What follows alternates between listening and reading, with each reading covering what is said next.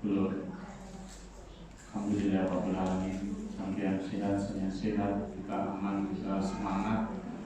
Pak Guru yang sudah sepuh dan masih muda, sepuh umurnya, muda semangatnya, saja masih aktif ngaji, apalagi masih seumuran sampean-sampean ini ya. Jadi tidak waktunya untuk kita kendor, minder apalagi mundur. Tetap semangat maju ya. Semangat kalian ya. Alhamdulillah. Pak Budi, Mbak Sri sudah fresh. Oke, kami mohon maaf karena kemarin belum sempat melayar ke sana. Alhamdulillah, salam serta salam semoga Allah terlimpahkan kepada Nabi Muhammad SAW. Saya makin hari itu makin disuguhi bukti bahwa hadis Rasulullah, firman Allah itu benar. Jadi kenapa? Karena makin hari itu memang benar kata Nabi itu. Bumi makin tua, umat makin rusak. Sudah begitu memang. Ini begitu. Hari ini saya lihat berita di iNews, ratus puluhan remaja di daerah Magelang atau Malang yang demo minta diberi dispensasi nikah karena mereka pacaran sudah hamil duluan. Saya merasa bahwa hamil di luar nikah itu adalah hal yang normal, wajar, dan harus diakomodir menjadi sebuah tradisi yang sah-sah saja gitu. Nah, ini sesuatu yang menurut saya sedang didorong untuk menjadi kebiasaan, sedang didorong dan dipaksakan untuk menjadi sebuah norma baru di tengah masyarakat. Seperti yang kalau nggak salah 2-3 pekan lalu yang saya angkat sebagai topik pembicaraan, di mana eufemisme atau bahkan permisivisme, di mana pembahasan hal-hal yang dulunya tabu menjadi biasa, seperti pelacur, lalu kemudian menjadi wanita tunasusila, lalu kemudian menjadi PSK. Ini kan penghalusan yang memang arahnya adalah membuat satu norma baru di tengah masyarakat. Gitu. Norma ini harapannya sesuatu yang baik dan buruk itu si selalu dibawa tadi. Agar apa? Agar masyarakat itu tidak melihat hitam dan putih, sehingga makin lama makin abu-abu itu. Jelek dan buruk itu abu-abu.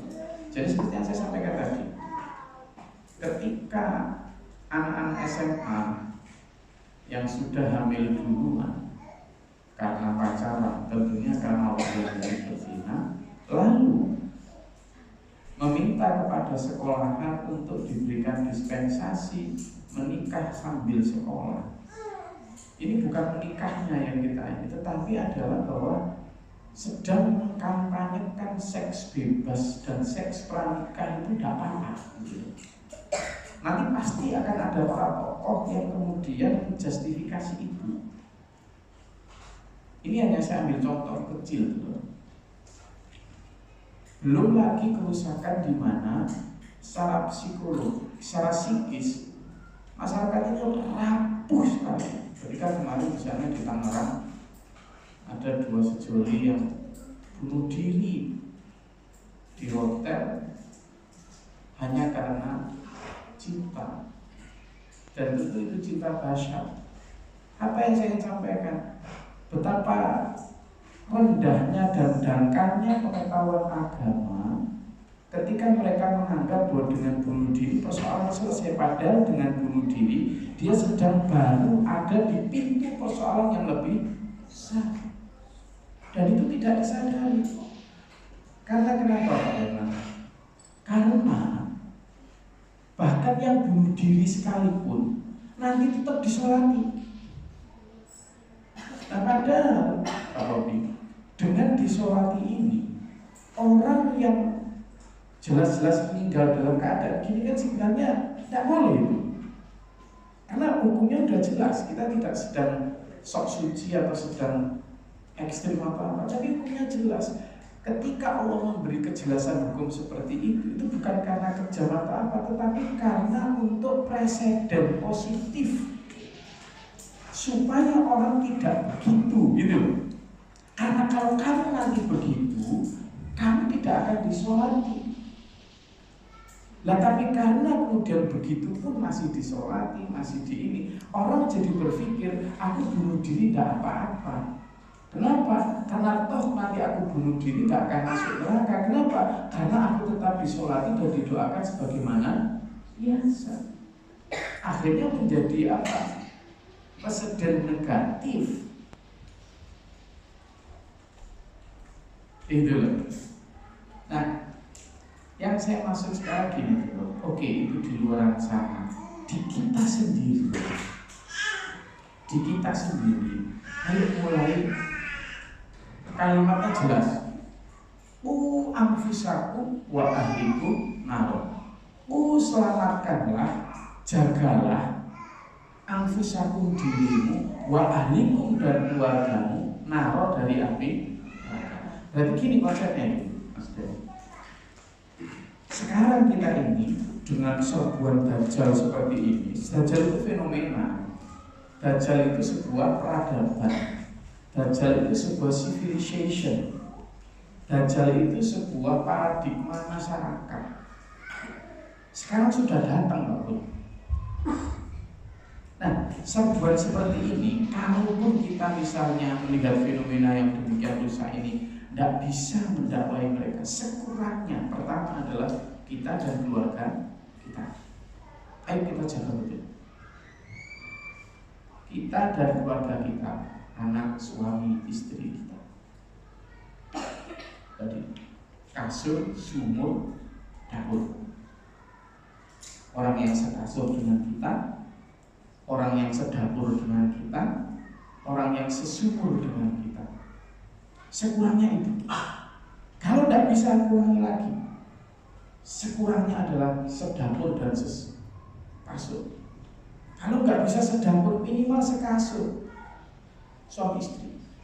Kalaupun nggak bisa, toh nanti kita di akhirat sendiri-sendiri, furoda, maka diri kita sendiri selamatkan. Serius sih. Jadi saya tadi baca itu tiap hari jadi miris gitu. Kok sampai gini umat ini? Ya saya baca melihat video di iNews. Memang sengaja sementara coba sampai lihat akun-akun yang viral, rata-rata adalah mempromosikan kehidupan hedon, iya kan? Iya. Rata-rata mempromosikan kehidupan hedon. Itu yang laku. Jika yang kedua, rating yang kedua selain hedon adalah kehidupan yang seks. Kalaupun misalnya komedi-komedi yang mengarah pada seksualitas, seks yang begitulah. Yang padahal itu, bahkan seandainya Mehmet yang umur 5 tahun itu buka HP, Reels yang ada di TikTok, Instagram, YouTube maupun Facebook, itu yang ada. Kan?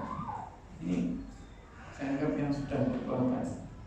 Gimana coba? Begitu buka HP lalu kemudian yang muncul di Reels cuma 15 detik itu kalimat gerakan yang arahnya ke sana. Padahal anak-anak saya lihat, anak saya tidak sempat protek dari itu. Dan sekarang hampir tidak ada filterisasi. yang memfilter itu mau jadi apa? Ini saya cuma sayang untuk sampean semua untuk benar-benar. Makanya kemarin saya 2 hari ini bikin lomba lato-lato, bikin lomba ya tiap sore 2 hari ini sudah. Yang mati kemarin 3 hari yang lalu bikin lato, meskipun saya berisik, saya lebih baik berisik begitu daripada lihat anak-anak abian itu. Tahu bahkan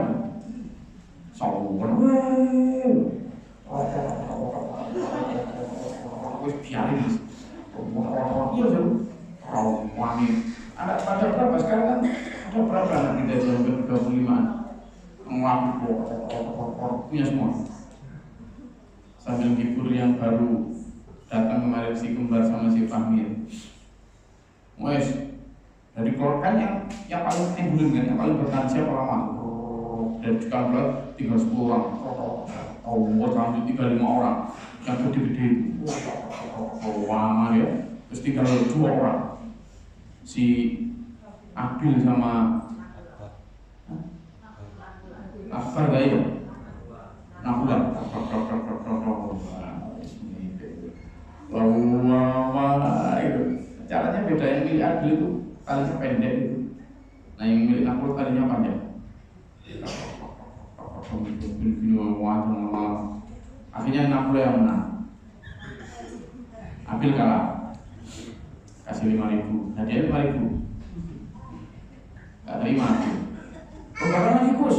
Oke, ikut semua. Wah, tak tambah beruang tertambat. Yang di atas devan turun semua. Duh, ternyata jadi 10 orang. Begitu 10 orang, tersisa 5 orang. Terakhir, ya memang Nakula sama Abil lagi finalisnya. Abil kayaknya bener-bener pengen gak mau kalah deh. Akhirnya enggak, Abil aduh tangan perlu dingin bis. Tangannya dingin, saking lamanya itu saya sendiri lihat aja udah capek. Nakula kalah, cucak. Menang. Saya baru kali ini lihat positifnya sebuah permainan di tengah sekarang. Minimal positifnya adalah mengalahkan HP. Meskipun saya di mana-mana ribut bandara.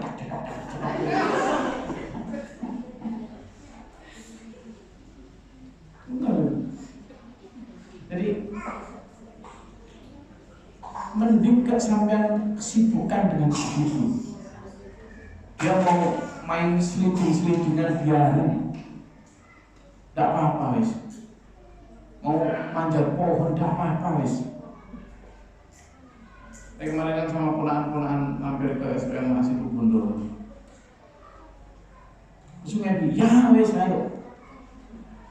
Sepuasnya udah di sungai. Saya tadi wudhu, biasanya istisyraq gitu. Istisyraq ini kan ini apa? Menghirup air. Lalu kadang-kadang sampai kesorok. Kayak pengaruh itu rasanya Pak ya. Saya udah lama nggak sampai pengaruh. Rasanya kan langsung ingat zaman dulu. Kalau kita loncat ke sungai itu jebol langsung sampai sini. Bagus, gitu Mas Habib.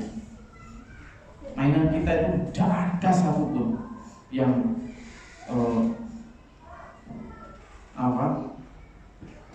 yang beli itu tidak ada. Jadi ini ada satu kalimat bagus yang bukan tulisan saya, tapi saya ingin bacakan untuk sampean. Bukan ngeser. Senang nge-share. Kuat di share usul. Saya kan dimasukkan grup macam-macam. Langsung saya clear gitu aja. Ada satu hal yang bagus. Seorang refleksi dari lintas generasi, ya. Refleksi dari lintas generasi, di mana generasi 60-70 itu adalah generasi yang paling beruntung. Pokoknya generasi orang yang melahirkan 70-80 itu generasi yang paling beruntung. Ada satu kalimat terakhir yang menurut saya cukup bagus untuk dijadikan cerita sampean ke anak-anak sampean terkait dengan ku anfusakum wa ahlikum nar. Karena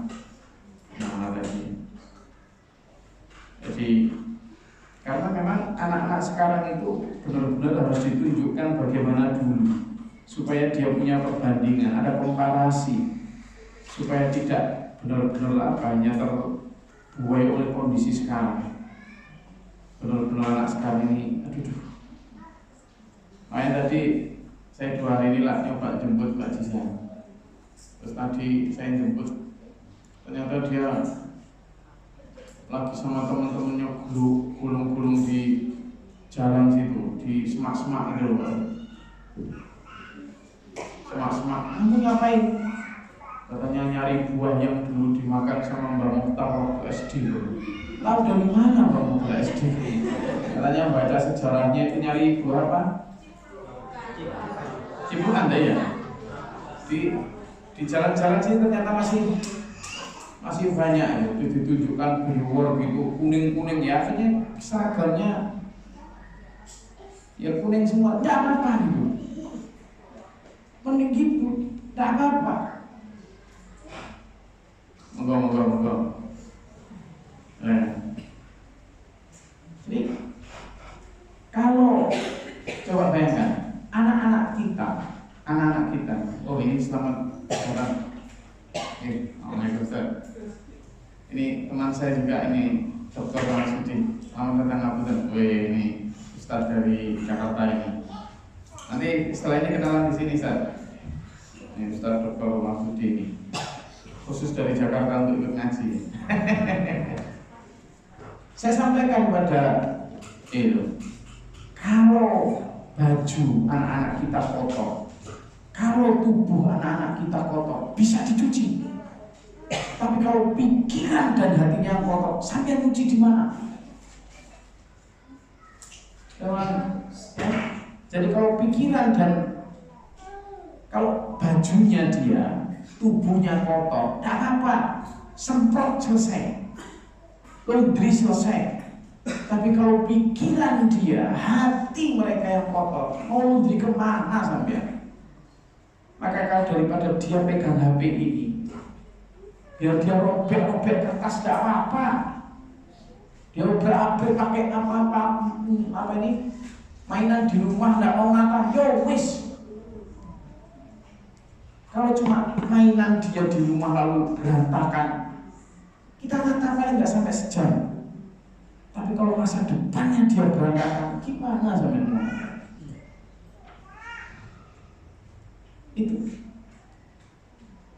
serius ya.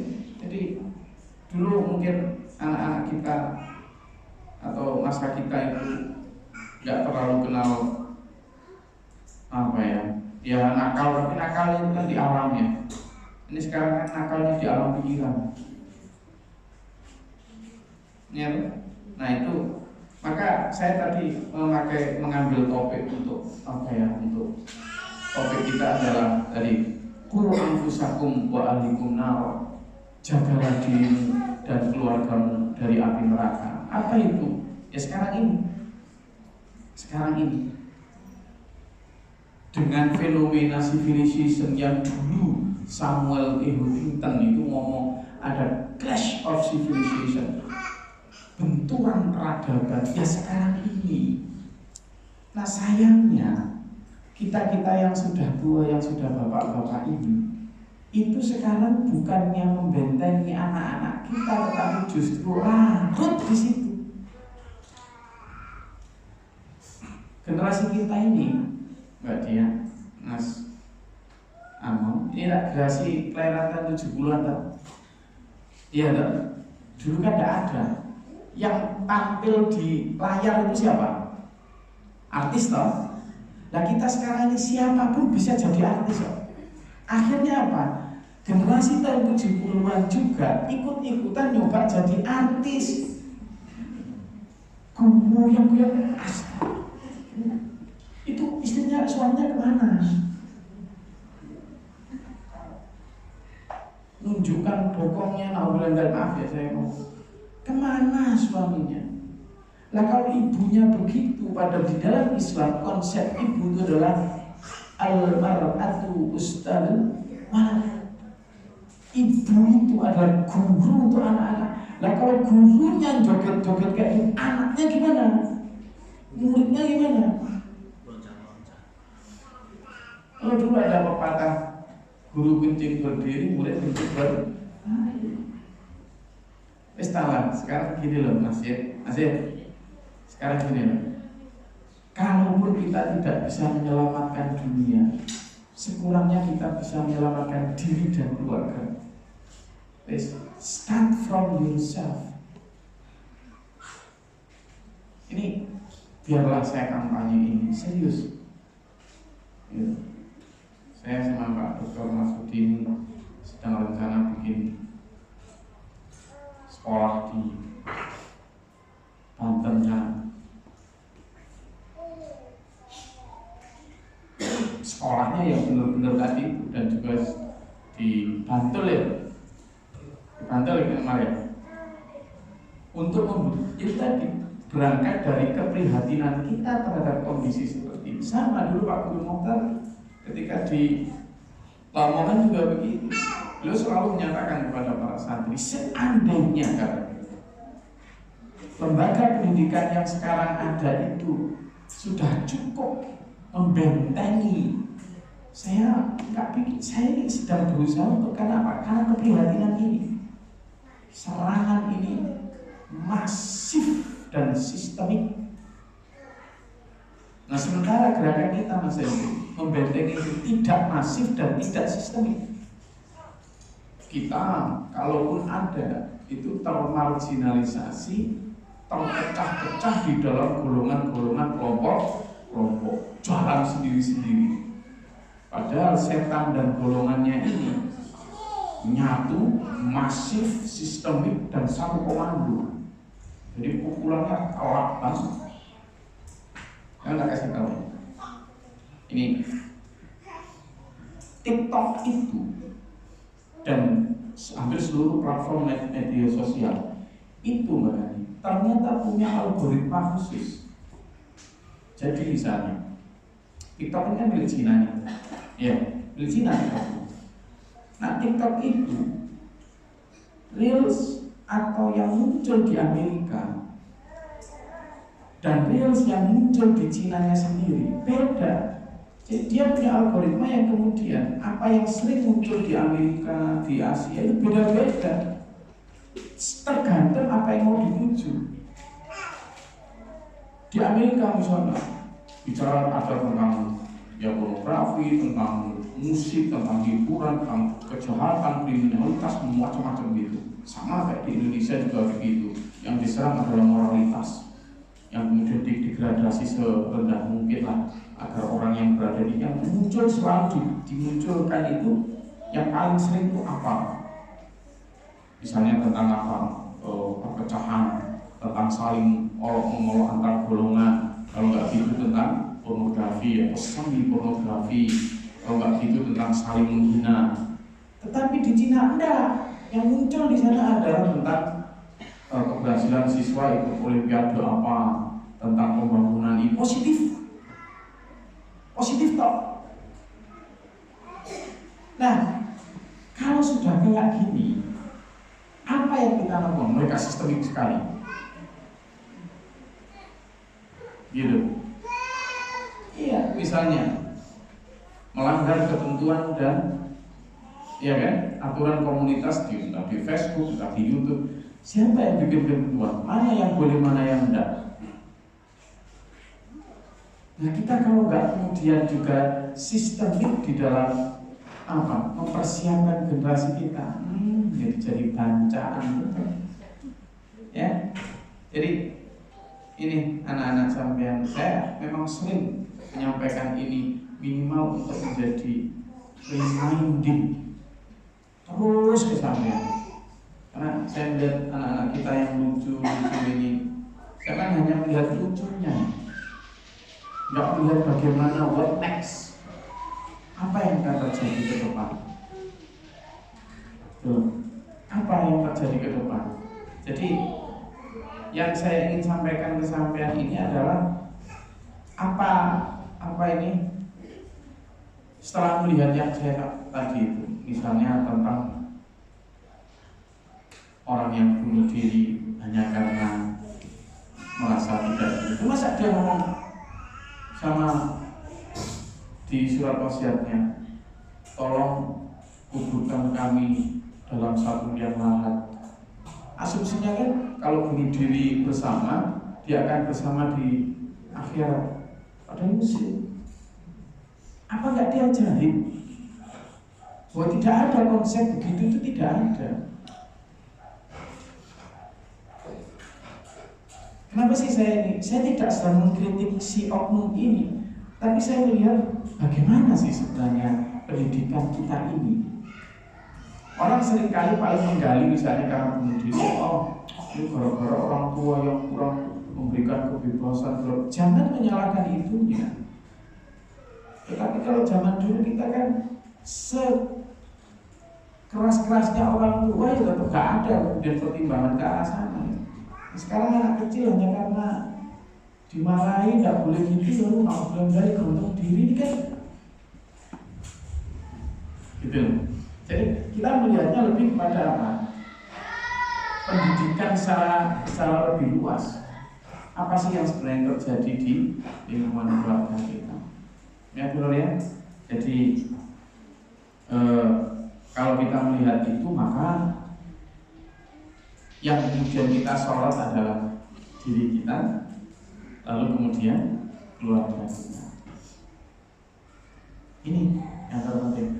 Supaya apa? Sekurangnya tadi, kalaupun kita nggak bisa menyelamatkan dunia, maka sekurangnya kita bisa menyelamatkan keluarga kita. Keluarga kita pun tadi itu orang yang sekasur, yakni suami istri, sedapur, yakni anak, kemudian mungkin bapak ibu kita, sesumur siapa? Mungkin bersama tetangga kerabat dekat kita. Kalau tidak bisa, kurangi sampai sedapur. Kalau tidak bisa, kurangi sekasur. Kalau tidak bisa, minimal yourself. Sambian sendiri. Sambian sendiri. Jadi itu yang akan jadi ini. Karena satu dari kata-kata yang saya suka dari tulisannya seorang itu adalah gini. Di akhir itu dia bilang, karena generasi kita adalah gitu loh, generasi kita adalah generasi yang terakhir mendengarkan orang tuanya dan yang pertama harus mendengarkan anaknya. Jadi generasi kita, generasi tahun 70-an adalah generasi terakhir yang mau mendengarkan orang tuanya. Dan kita adalah generasi pertama yang harus mendengarkan anaknya.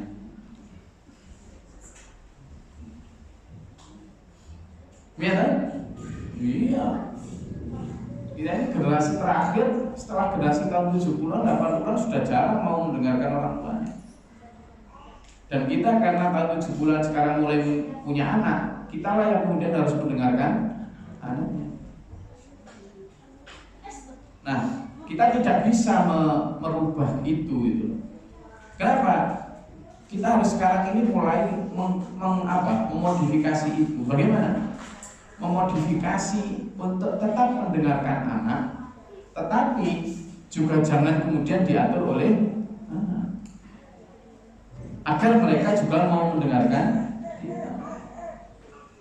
Kalau sampean cuma disuruh dengarkan anak, kemudian sampean tidak boleh, tidak mau mereka mendengarkan kita, itu namanya jadi babunya anak. Makanya ada satu ini di Jawa dulu idiom yang mengatakan kebo nyusu budel. Ya wis itu dah. Kebo nyusu budel. Wong tuwa diatur anak, wong tuwa dadi babune. Dapat apa ya? Tidak dapat apa-apa.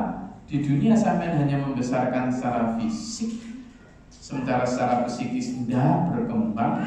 Nanti ketika sampean meninggal karena dia nggak jadi soleh dan nggak solehah, ya nggak bisa doakan sampean. Terus dapat apa? Dapat apa? Padahal sudah jungkir balik sama membesarkan mereka. Yang ibu nyiapkan makannya, sejak kecil mengandung dan lain sebagainya. Yang bapak jungkir balik, mulai kaki dipakai tangan dipakai kaki untuk biar mereka besar, casingnya besar, dawur tinggi anak sekarang manane wakeh ngomong yo akeh ruwet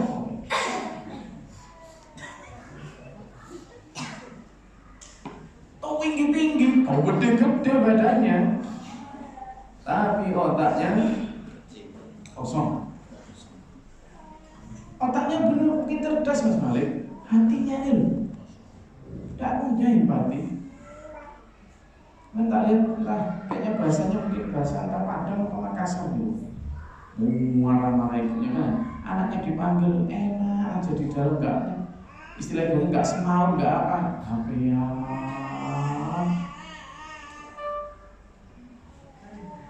HP ya, begitu ada enggak noleh, enggak jawab, enggak apa, sama ibunya HP-nya diambil, mati terawat. Gitu nantilah anaknya benci ibunya.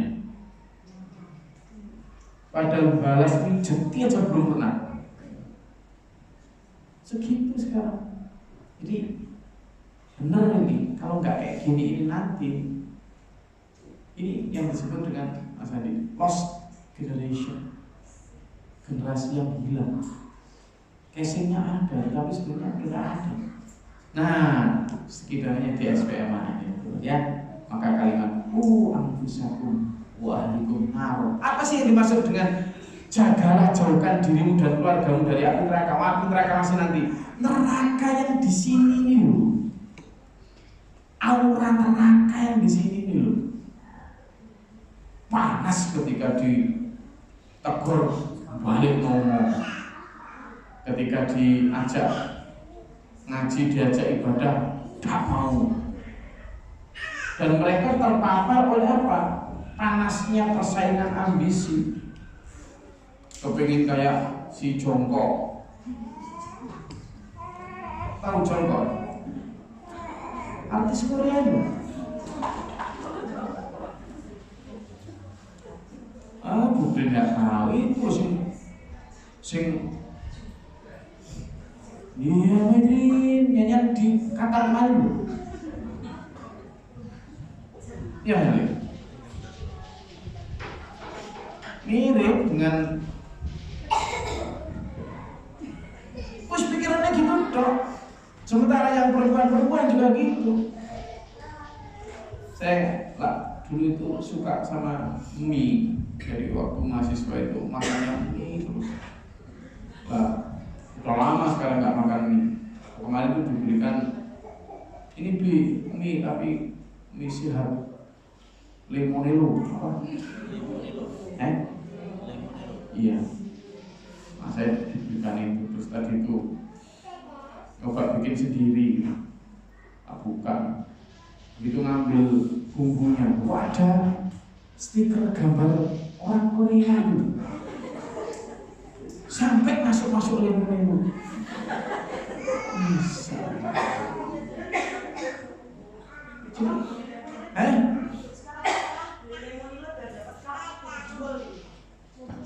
Tadi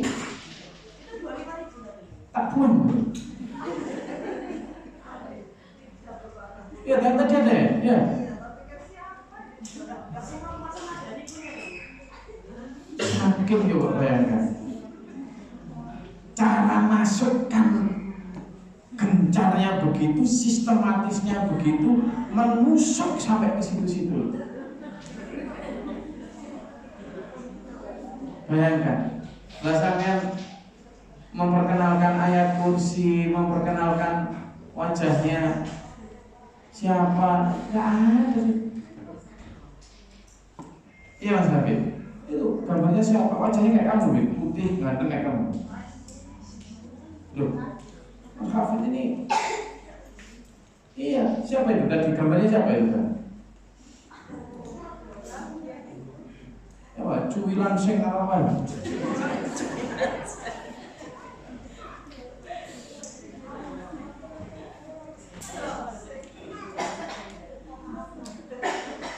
Jadi ini sampai ke dalam bumi, sampai jadi belum ya? Itu nerakanya, itu naro itu di situ. Jadi jangan bayangkan neraka nanti. Sekarang ini loh sudah suruh menjauhkan dari itu, panasnya hati. Ya, saya rasa itu aja peringatan saya untuk sampean dan saya pada malam hari ini agar saya dan sampean benar-benar iya durasi. Loh, coba tahu Mas Robi. Kita jungkir balik nyari nafkah ya. Untuk apa coba? Nyaris bukan untuk kita kan sekarang ini. Kita sebagai orang tua aja. Kita kan sudah, saya yakin kayak Mas Andi yang jangankan sampai yang masih muda. Saya yakin orang-orang tua ini sudah tidak ada kepingin biar saya keren. Sudah tidak ada lah, iya kan? Tidak ada. Apalagi sama-sama ini kan nggak ada yang skincarean kok. Ya iya makanya. Terus kan bapak sing nonton bapak lah. Untuk tersesat titik. Sing tua-tua kan juga gitu kan. Mana Pak? Cak juga bajunya gitu-gitu aja ya tidak. Terus kalau pengen berarti kamu untuk siapa? Untuk anak dong. Untuk anak. Nah kalau untuk anak dulu sangat sudah berkorban sedemikian rupa, tapi kemudian yang berhasil hanyalah casingnya. Lah kok yo iman banget loh. Padahal in the end of everything yang kita ingin adalah hum wa azwajuhum fi dhilalin 'alal araiki muttaqiun. Mereka bersama pasangannya, malah dalam surat Ar-Ra'd itu bersama anaknya, bersama orang tuanya masuk ke surga. Mereka bersandar di dipan-dipan sambil berhadapan-hadapan di surga. That's the final goals. That's the final destination. Bukan sekarang. Saya sebenarnya ingin menunjukkan di layar monitor. Bisa? Sini. Tak tunjuk namanya.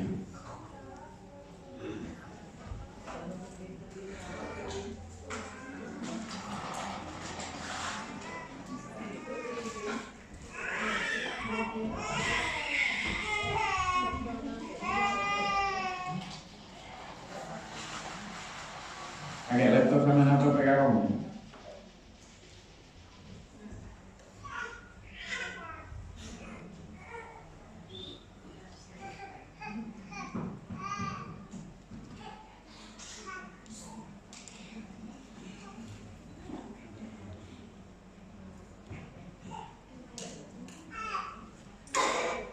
Jadi kemarin itu ada tulisan ini, biar dipersiapkan Mas itu.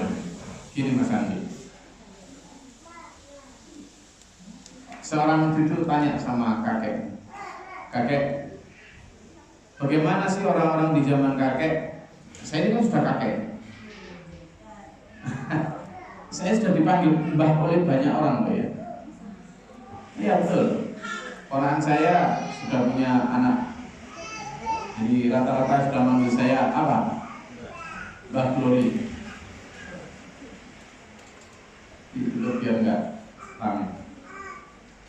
Kayak dulu tidak ada teknologi, dulu pesawat ya masih jarang, tidak ada internet, tidak ada komputer, tidak ada TV, tidak ada AC, bahkan mobil ke desa kita pun jarang, tidak ada HP. Gimana menjalani hidup seperti itu katanya di zaman kita ini?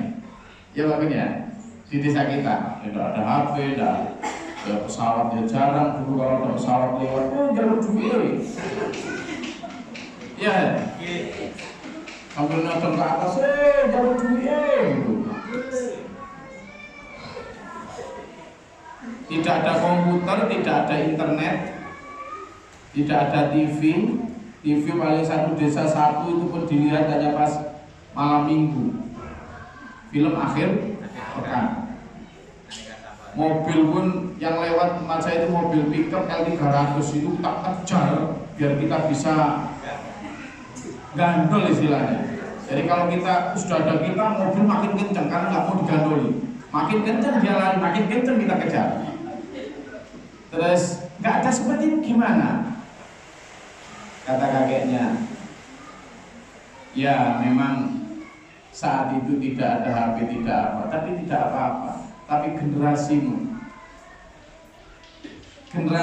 punya HP, punya TV, punya internet, ada banyak mobil, ada komputer, ada banyak TV, ada AC. Tapi di generasimu tidak ada doa, tidak ada belas kasihan, tidak ada kehormatan, tidak ada karakter, tidak punya malu, dan tidak ada sopan santun.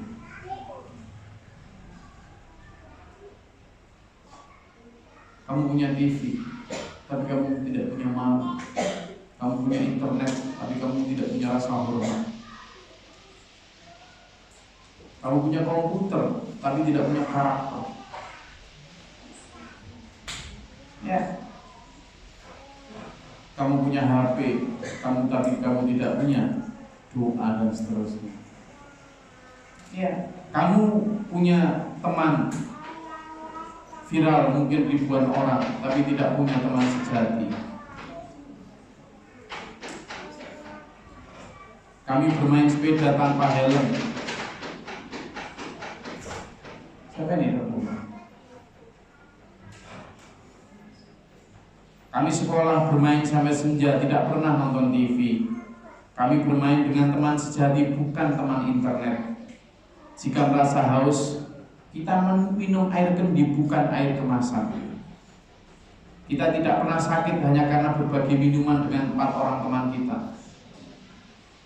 Kita tidak pernah mikir bobot badan meskipun makan nasi tiap hari. Kata siapa nasi jadi bekal berat? Nenek moyang kita dari bertahun makan nasi kok nggak ada kolesterol, nggak ada apa itu? Diabetes. Kata siapa nasi bikin diabetes? Bujuk dokter mau. Tidak ada yang terjadi pada kaki kita meskipun bertelanjang kaki tanpa alas kaki. Sekarang anak sampean turun tangan dikit, aku masih kasih. Kami bisa membuat mainan sendiri tanpa harus tergantung mainan plastik. Orang tua kita tidak kaya, tapi mereka memberi cinta, bukan kuota. Sekarang anak-anak zaman sibuk minta kuota. Zaman karena nggak memberikan cinta.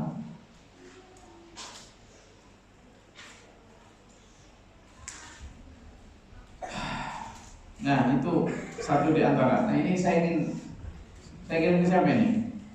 Saya kemarin ngirim satu video indah yang saya kasih tulisan, seandainya bumi ini selamanya hanya seperti ini loh, rumah impianku.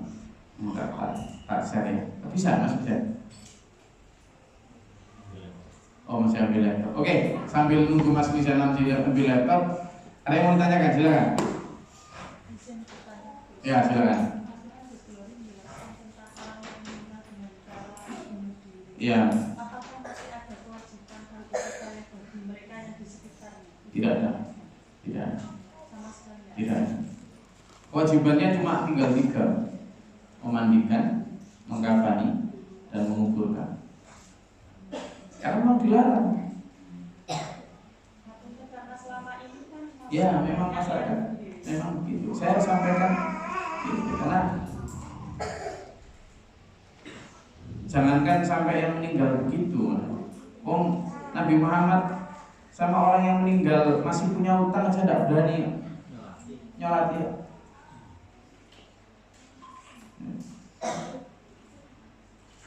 Jadi saya tidak kok kemudian sok keras atau gimana gitu, enggak, tapi saya ingin agar kita jelas di dalam bagaimana sih sesungguhnya kita memilih dan memilah. Ini untuk pelajaran, karena kalau nggak kayak gitu ya, akhirnya hidup ini terus kemudian tidak ada warning, tidak ada batasan.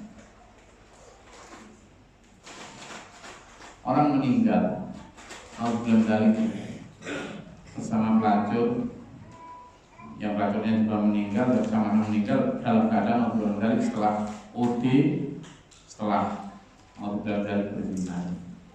Lalu kemudian masih dianggap husnul khotimah,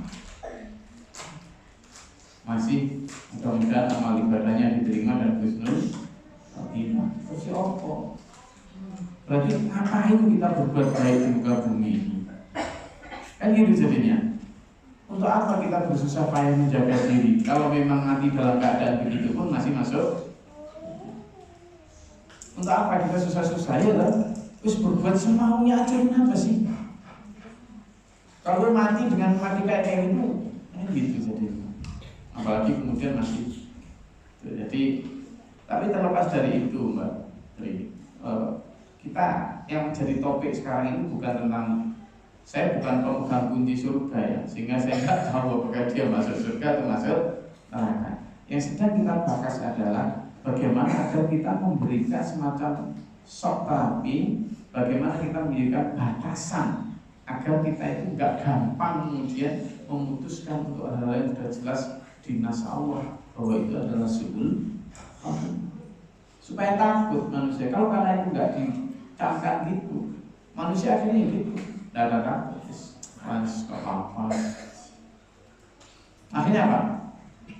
Baik buruk nggak ada batasnya. Iya, akhirnya manusia sekarang kayak gini. Jadi Mbak Tri dan dulu semua, kalau seseorang sudah mempelajari yang namanya usul fikih, itu nanti akhirnya bisa itu diatur.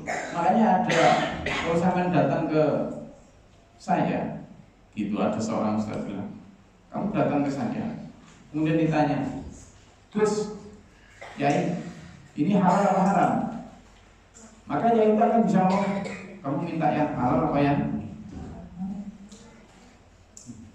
Karena dengan kaidah usul fikih itu hukum-hukum itu bisa, waduh, apalagi kalau pakai dalil asal, al aslu fil asya'i al ibahah, waduh, asal dari segala hal itu boleh, sampai itu adalah diharamkan. Kalau tidak kayak gitu kan repot. Apalagi kalau yang belum memahami syarat. Lagi? Silakan Mas Dani. Si Mas Dani dulu ya, Mbak. Kalau anak-anak saja terbawa oleh media. Betul. Sekarang itu banyak orang-orang tua itu. Karena begini, kalau saya membaca diri, yang dihabarkan oleh hadis dan Al-Quran itu kan berupa seperti bayang-bayang. Terus nanti tidak terasa, tidak terlihat. Nah, dilihat sekarang ini berupa video yang sudah diedit, yang sudah sedemikian rupa, dan dia menyedot pikiran dan tenaga. Nah, yang menjadi pertanyaan saya, bagaimana kita kan untuk menggambarkan wajah Nabi Muhammad saja tidak boleh. Nah, yang di sini yang ditampilkan itu wajah yang wah. Ini bagaimana penekanannya untuk kita lalu Iya, tolong ditutup. Ya, jadi ada yang disebut gini, sesuatu baik atau buruk yang diulang-ulang itu lama-lama akan menjadi satu pemahaman. Jadi memang begitu. Makanya ada yang disebut indoktrinasi. Sesuatu yang diulang-ulang. Maka apa yang masuk di dalam reel baik TikTok, Facebook, YouTube, Instagram segala macam itu kan diulang-ulang, diulang-ulang. Mereka dengan gambar-gambar yang jauh lebih menarik. Sekurangnya kita, kalaupun belum bisa menampilkan gambar yang menarik, sekurangnya kita adalah dengan mengulang-ulang itu terus. Apa yang kita pada anak itu, nah, tidak apa-apa, tidak apa-apa. Saya itu masih ingat betul. Jadi saya punya filosofi paku dan palu ya. Yang namanya paku dan palu, ya. Mbak Amel coba pintu biar nggak sering buka. Yang namanya paku dan pintu itu adalah sesuatu yang gini, top, top, top. Ini kan ritmenya sama nih, top, top, terus top, gitu-gitu aja. Tapi kalau kita cuma 1 kali 2 kali, nancep nggak ya? Tidak. Semakin sering top, meski udah nancep dia. Jadi jangan pernah merasa bosan untuk menyampaikan, meskipun seolah-olah anak itu tidak dengar. Saya yakin mereka dengar. Jadi, kalaupun sekarang belum sadar, husnudonlah bahwa entah kapan dia tersadar. Karena apa? Semakin sering kita tanamkan, dia akan menjadi kesadaran bawah, menjadi alam bawah sadar dia. Gitu. Anak-anak ini Kak, saya kemarin lihat si Abid itu sholat. Kemudian lihat juga si siapa? Aidarul sholat. Dia nggak baca apa-apa. Tapi dia sudah benar mulai dari takbir, rukuk, istighfar, sujud. Dia udah apa itu? Saya yakin ketika dia takbir itu sudah nggak pakai ingat lagi itu, ya kan? Karena sudah menjadi kesadaran bahwa sadar. Itu. Nah ini bagaimana ditanamkan? Karena sering sampai ajak sholat. Itu. Nah hal-hal semacam ini yang harus sering kita lakukan. Ngajak ngaji seperti ini. Yusuf kayak gini nih. Meskipun hanya mungkin 1-2% yang dia dengar, saya yakin ada yang masuk. Gitu loh. Maka karena kita jelas kalah di dalam hal di media segala macam. Nah ini yang sekarang kita lakukan. Makanya kayak kita sekarang bikin Sumbrilah itu Mas Dedi. Itu upaya kita untuk menghadirkan, meskipun kita kalah jauh, tidak apa-apa. Filosofinya seperti burung pipit. Ketika Raja Namrud mengumpulkan kayu bakar besar untuk membakar Ibrahim, lalu ada burung pipit yang dengan paruhnya mengambil air dari danau untuk diteteskan ke api yang besar membakar Ibrahim. Diketawain sama cicaknya, ngapain kamu air segitu dari paruh bisa apa untuk memadamkan api yang hampir segunung kayak gitu? Kata burung pipit, aku tahu tetesan api ini tidak akan memadamkan, tetesan air tidak akan memadamkan api. Tapi setidaknya dengan aku meneteskan ini, aku sudah memilih di posisi mana aku. Aku sedang di posisi membela Ibrahim. Aku sedang di posisi sedang berusaha memadamkan api. Dan itu yang akan dicatat Allah. Kita tidak mungkin mengalahkan fenomena dajjal semacam ini, wallahu a'lam tak kapan. Tapi sekurangnya kita mengambil posisi untuk gitu. Termasuk dalam hal kita tidak sel-sel surga gitu. Kita mau misalnya ngajak anak-anak kita untuk baca surat Ar-Rahman tiap habis asar, atau baca Al-Waqiah setelah habis maghrib misalnya. Di situ kan banyak tentang ilustrasi tentang surga. Padahal Rasulullah tahu bahwa surga itu mala ainun ra'at, tidak pernah dilihat mata, wala udhun sami'at, dan tidak pernah didengar oleh telinga, wala khatara ala qalbi basar, wala khatara ala qalbi basar, tidak pernah terbayangkan oleh pikiran. Berarti seindah apapun kalimat di dalam Quran ini menceritakan tentang surga, surga itu jauh lebih indah. Tetapi Quran tetap menerangkan. Kenapa? Karena kosakata manusia hanya itu. Nah sekurangnya adalah ada upaya untuk memberikan gambaran sebagai dissenting opinion atau pendapat yang berbeda dari apa yang dilihat manusia. Gitu. Makanya saya sering menyampaikan itu dengan penekanan itu karena itu. Makanya keimanan itu penting. Sehingga orang-orang yang nanti di akhirat mendapatkan ridho Allah, itu makanya Allah menyatakan sampai melihat malaikat, Assalamualaikum alaikum bima sabartum. Selamat. Loh, yang menyatakan congratulations itu malaikat. Kenapa? Karena bahkan ketika surga nggak tampak, loh, kamu percaya? Nah kalau misalnya surga sekarang ditampakkan ya jelas masuk surga semua. Makanya hufatul jannah bil makar wa hufatul nar bisyahawah. Bahkan surga yang indah itu justru ditutupi oleh ketidaknyamanan.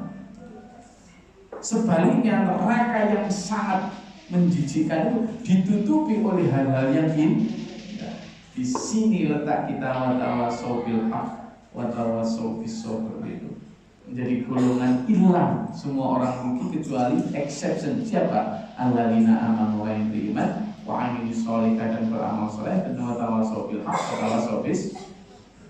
Kita ini berapa orang sih? Berapa orang kita ini? Ya Mas Malik, angkatan saya tersisa berapa? Sekarang saya misalnya ekspedisi 7 orang nanti nggak bisa berapa? Sabar untuk seperti ini loh yang akan kemudian membuat sampean masuk dalam kelompok ilah tadi kalau terus gini-gini aja, ya memang gini-gini aja. Makanya tadi pada saat duhur saya bilang kayak duhur gini ngaji duhur, habis duhur pada itu kita tafsir artinya ngaji nyanyi 25 orang ngaji lagi. Mungkin di mata manusia ngapain sih lo kerjaan kayak gitu? Apa sih hasilnya? Tapi di mata Allah bersinar itu. Mulia sih. Saya juga kayak gitu gini nih. Kita ini sedang di dalam rangka ikhtiar untuk menjadi the exception person tadi itu. Kelompok yang di dalam surat Al-Asr wal 'asr innal insana lafi khusr illa kecuali semua orang rugi kecuali siapa? Alladzina amanu, orang yang beriman wa amilus sholihati dan beramal saleh dan orang yang watawasau bil haq watawasau bis yang selalu saling mengingatkan dalam sabar dan dalam hak. Siapa? Ya yang ngaji kayak begini. Gitu loh. Ya udah. Jadi jangan apa-apa. Nah, kayak lihat Mas Yusuf sedang pegang Quran gitu. Lumayan loh daripada dia pegang HP. Dia mungkin nggak ngerti apa yang kita bicarakan, tapi dia sekiranya dia sedang duduk, ada Mas Hafid di sini juga sedang duduk, apa? Dia nggak ngerti, meskipun Abid sedang angop-angop itu, nafas sedang, dia masuk pasti. Gitu. Iya, jadi ini yang upaya-upaya kita. Apa sampai? Tentang bunuh diri tadi. Kalau hadis benar-benar melarang dan Allah sangat di dalam hadis itu memang melarang bunuh diri termasuk dosa besar, berarti orang bunuh diri itu istilahnya matinya tidak legal. Nah, berarti pengucapan inna lillahi wa inna ilaihi raji'un untuk orang yang bunuh diri itu berarti tidak kurang gimana? Nah, jadi justru saya selalu mengatakan innalillahi wa inna ilaihi raji'un kepada siapapun yang meninggal. Selalu ya. Karena apa? Itu sifatnya universal. Artinya kan jelas. Inna sungguhnya kita lillahi milik Allah wa inna dan sungguhnya kita ilaihi kepada Allah raji'un dikembalikan. Orang yang bunuh diri tetap kembali kepada Allah, tetapi kembali dengan murkanya Allah. Ya kan? Misalnya gini, ibaratnya gini. Saya dan saya disuruh berangkat. Jangan pulang dulu sebelum tak panggil. Kan gitu. Kan itu. Jangan pulang dulu sebelum tak panggil. Terus ada ujung-ujung pulang. Sebelum dia pulang kan? Ibaratkan saja orang yang membunuh diri itu adalah pulang sebelum panggil. Ini murka tetap balik dia. Jadi simpelnya begitu. Kita tetap, saya kalau ya tetap innalillahi wa inna ilaihi raji'un. saya tetap berbelasungkawa, turut berbelasungkawa atas meninggalnya si A si B. Innalillahi wa inna ilaihi raji'un. Yang kita doakan semoga keluarga yang ditinggalkan mendapat ketabahan dan kebaikan jasmani rohani.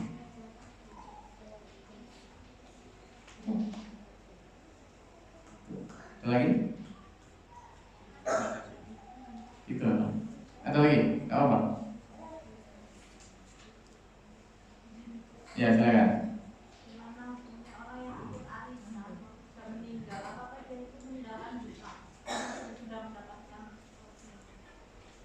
Ikut arisan. Kalau belum dapat malah enak. Kalau sudah dapat, ya masih punya hutang lah. Gimana? Masih punya hutang. Ini loh, jadi gini dulu. Semakin kita tahu agama ini, kita itu akan semakin hanya ada dua kemungkinan. Pertama, semakin nggak mau sama agama ini. Yang kedua, semakin jengkel sama yang menyampaikan apa adanya. Jadi semakin tahu sampai terhadap agama ini, saya kayak gitu. Itu hadisnya jelas itu. Orang yang punya hutang dan belum dibayar hutangnya sampai dia meninggal, maka dia tidak akan diurusi malaikat. Gimana coba?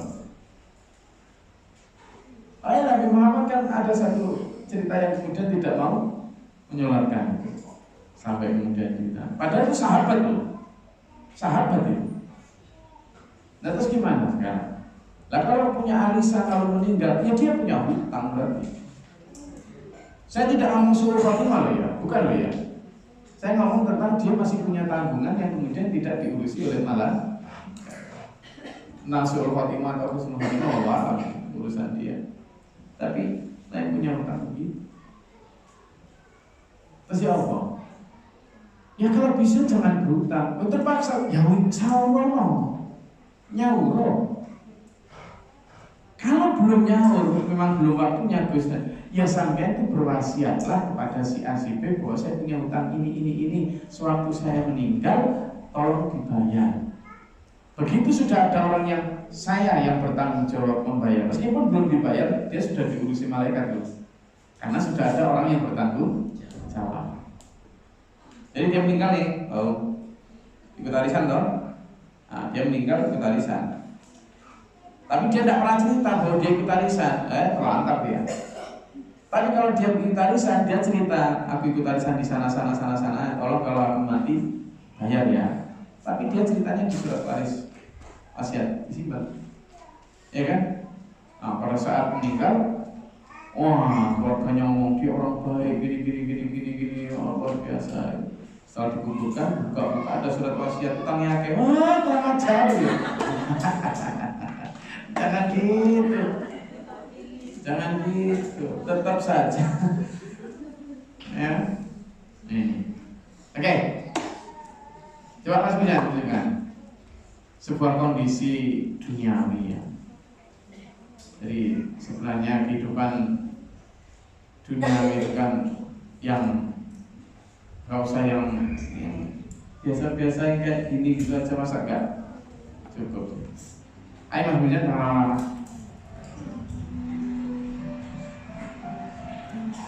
Rumah yang saya inginkan hanya seperti itu.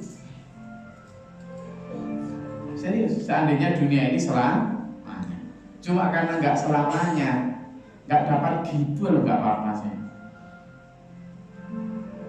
Iya. Apa yang kita cari Mas Agus? Iya tuh. Bayangan saya, kalau rumah seperti miliknya siapa? Raffi Ahmad tidak punya. Terus rumah seperti ini juga tidak punya. Terus sama ini duduknya enaknya apa?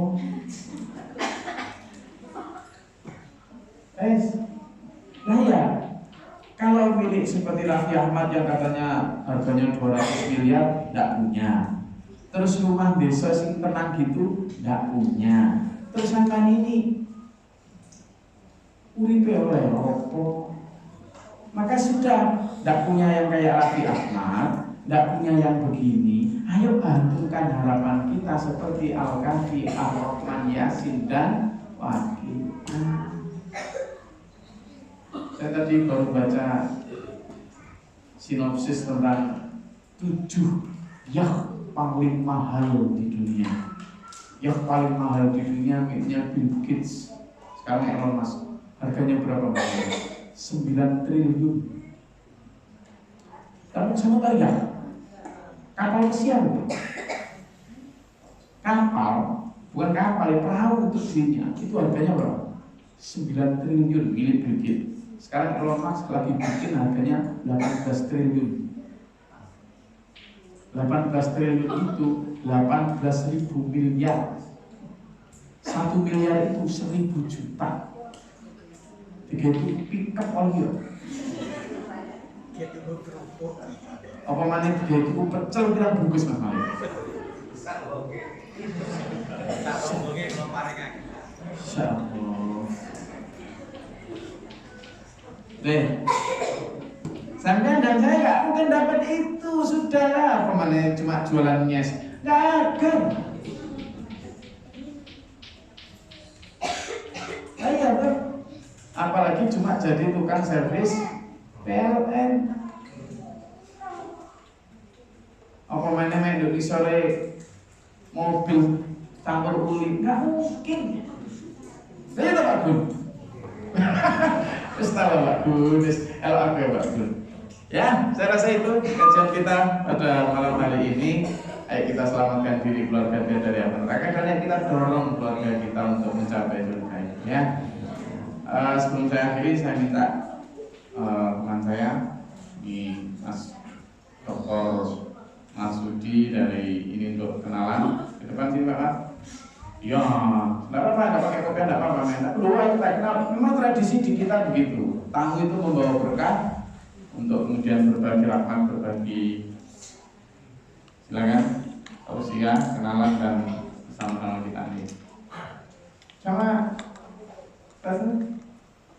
sudah pernah kenal belum? Oh dulu gini kan ya. Oh, sini mana? Sini mana?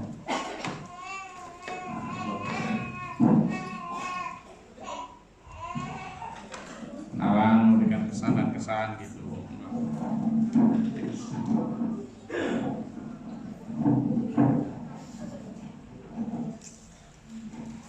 Assalamualaikum warahmatullahi wabarakatuh. Waalaikumsalam warahmatullahi wabarakatuh. Sebenarnya sih ditembak saya nggak ngerti mau ngomong apa juga. Di sini sebenarnya saya jauh lebih bawah dari bapak-bapak ini. Sekilas saya kenal Gus Dori tahun 2020 saat bersama-sama kita melakukan mencari ilmu untuk belajar di Malang waktu itu. Jadi kebersamaan dengan Gus Dori kita sudah 5 semester. Di sana kita melihat adanya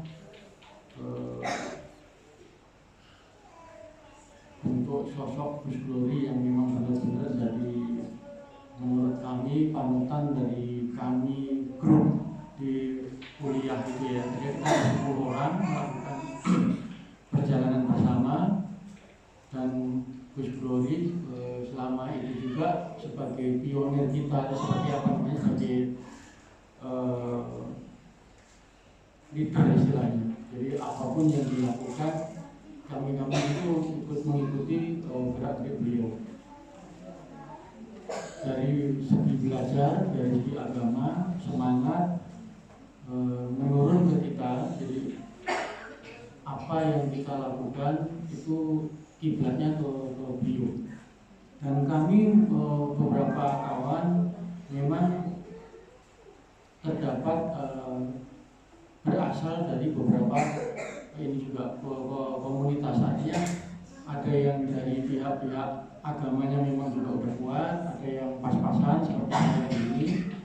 Tapi alhamdulillah di dalam belajar kami bisa menyatu dan yang memang sudah tinggi ya bisa merangkul kita dan kita merasa nyaman. Dan alhamdulillah sama-sama dipandu dengan Bu Dori kita bisa berhasil 10 orang dengan teman-teman yang sekarang juga belum bisa datang sini. Insya Allah mungkin 2 hari bisa ngumpul.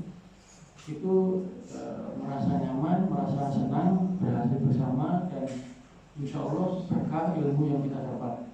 Mungkin perkenalan dari saya seperti itu karena mungkin punya yang dibicarakan juga sebenarnya. Jadi alhamdulillah saya bisa sampai di sini. Kebetulan juga dibawa karena pekerjaan waktu di Banyuwangi hari Senin, Selasa kerjaan selesai, Rabu keliling di daerah Banyuwangi, dan sekarang kami bisa nyampe ke sini ke tempat yang benar-benar sebenarnya saya juga nggak sangka waktu pertama datang kok rasanya begitu itu. Terima kasih matur nuwun Bu Dori, mungkin seperti itu aja. Assalamualaikum warahmatullahi wabarakatuh. Assalamualaikum. Jadi Pak Dr. Masudi ini seorang engineering, seorang insinyur mesin. Jadi beliau ini seorang teknisi mesin-mesin besar, mesin-mesin pabrik yang ternyata Indonesia ini luar biasa. Jadi beliau pernah cerita sama saya, ada satu mesin yang sangat rumit, mesin pabrik. Kemudian dan itu sudah dipanggilkan teknisi dari Jepang, dari pabriknya teknika. Itu sampai 3 bulan belum selesai servisnya. Kemudian dipanggilkan Pak Marini, datang 3 jam selesai. Gimana? Jadi ini keadaan beliau, dan bukannya di Indonesia, jadi ini kemarin barusan dari Filipina untuk membenarkan mesin-mesin di sana. Jadi sekarang lagi mau ke Thailand juga. Jadi sudah panggilan antar negara ini.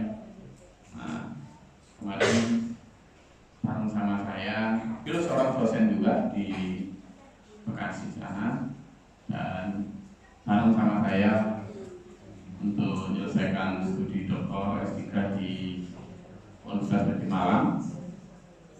Nah, rencana beliau ini mau berlama-lama untuk seperti pada umumnya kalau dokter kan minimal 4 tahun gitu ya, 5 tahun gitu. Memang normalnya segitu, tapi saya ajak untuk tidak normal. Saya ajak untuk tidak normal, dia bilang nggak bisa, saya bisa. Ayolah. Jadi sering saya telepon malam-malam. Tapi gimana gue ya? Alhamdulillah kemarin 2 tahun setengah selesai juga ini. Jadi maka sekarang kemana-mana pakai jasa Matur. Alhamdulillah hari ini nyampe di sini, matur suwun Omar. Jadilah komunitas kita ini, dulur-dulur kita yang alhamdulillah bersama-sama saya ini juga para dokter. Ini terutama yang paling depan ini benar-benar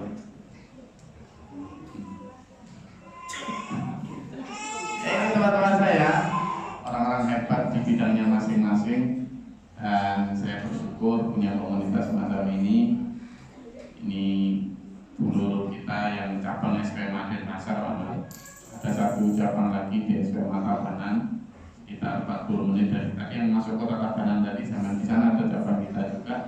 Ada komunitas semacam ini, mereka dari berbagai profesi, ada yang dari kontraktor, ada yang dari usaha kuliner, jasa, bengkel, macam-macam. Alhamdulillah menyatu dalam jalur mukmin istilah. Oke, mudah-mudahan kita menjadi keluarga ideologis dunia. Saya rasa itu kajian kita pada malam hari ini.